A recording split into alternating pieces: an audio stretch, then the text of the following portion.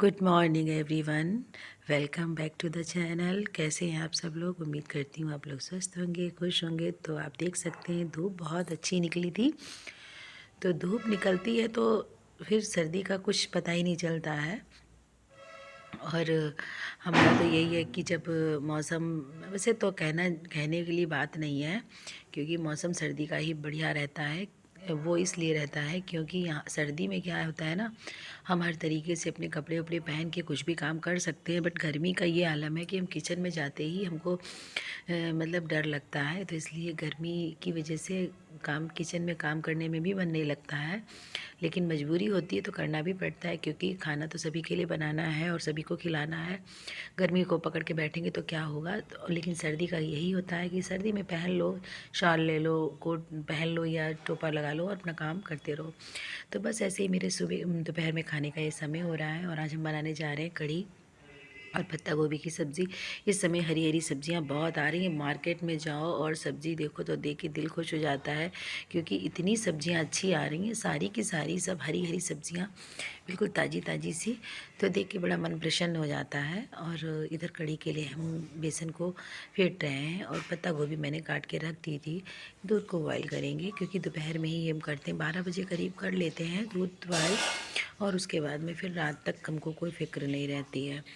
तो बस इधर दूध को बॉयल करके रख देंगे। उसके बाद में हम सब्ज़ी छौंकेंगे। और बेर हमको हो गई है थोड़ी ज़्यादा आज, तो इस वजह से आज जो कढ़ी हमारी है वो हमारी बनेगी कुकर में कढ़ी। और क्योंकि कढ़ाई में हम सब्ज़ी डाल देंगे, सब्ज़ी छौंक देंगे, तो कुकर में ही हम कढ़ी को बना लेंगे।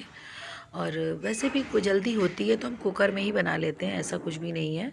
तो कढ़ी के लिए हमने पकौड़ियाँ तो कढ़ाई में बनानी पड़ेंगी और छौंक उस काम को कुकर में लगाना पड़ेगा।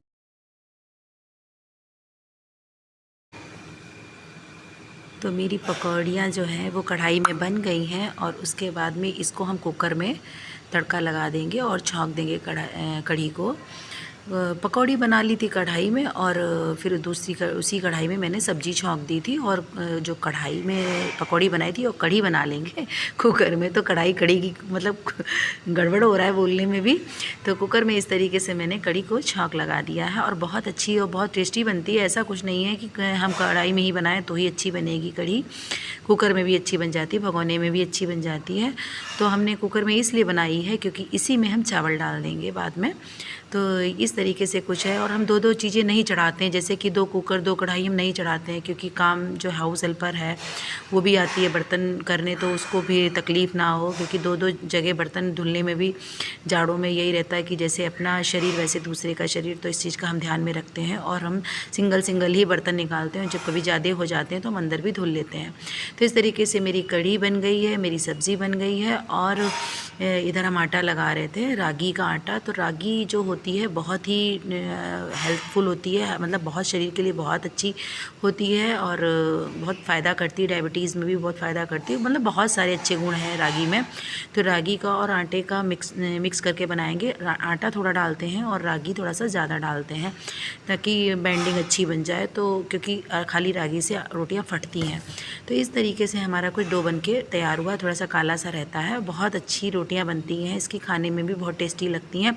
और अगर एक रख दें, अगर रख करके अगले दिन खाएं या शाम को खाएं तो रोटियां बहुत ही मुलायम सॉफ्ट बनती हैं और फ़ायदेमंद भी बहुत होती हैं। तो इस तरीके से हमारे घर में रागी की रोटियाँ ही खाई जाती डेली में, क्योंकि सादा आटा, मतलब सादे आटे की रोटियाँ नहीं खाते हैं हम लोग। पापा के लिए इधर थाली लगा दी है, कटोरी में सब्ज़ी नहीं लगाई। आप सोच रहे होंगे थाली में लगाई, तो पापा ऐसे ही खाना खाते हैं, थाली में फैला करके ही सब्ज़ी और दाल वगैरह खाते हैं, कटोरी में नहीं खाते, बनता उनको।